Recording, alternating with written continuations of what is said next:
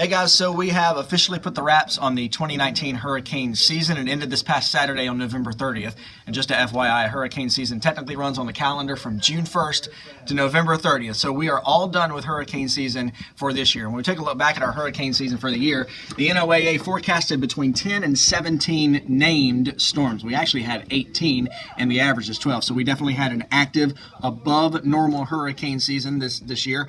6 of those storms were hurricanes and 3 of those 6 hurricanes were major hurricanes. When we talk about major hurricanes, we're talking about a Category 3 storm or above, which you'll remember Dorian was. It actually was a very strong Category 5 storm. It packed 185 mile per hour winds at one point.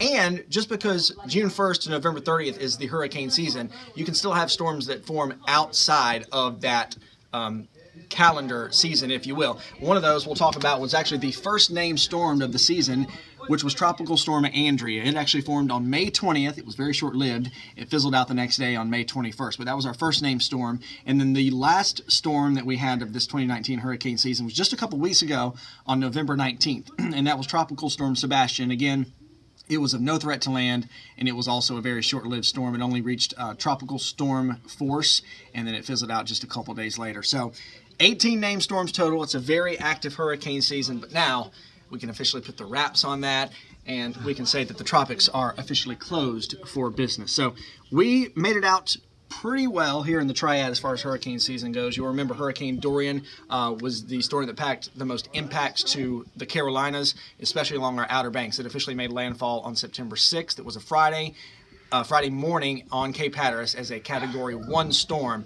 But remember, it had been a Category 5 storm packing 185 mile per hour winds. So heavy rains, lots of wind, flooding, and storm surge were big impacts along our Outer Banks of North Carolina.